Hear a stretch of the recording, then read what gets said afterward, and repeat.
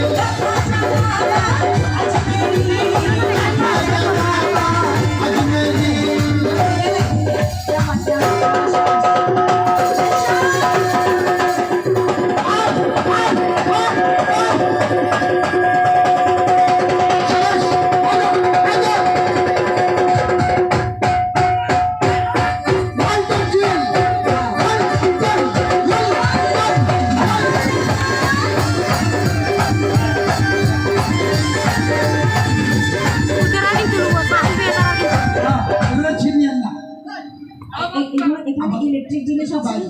এখানে ইলেকট্রিক জিনিস আছে তো এগুলো ছিটিয়ে না বাইরে কুরবানির এগুলো আপনাদের এখানে নিয়ে আসলে কেমন হবে বলেন তো হ্যাঁ এখানে করলে সমস্যা হবে না বুঝলেন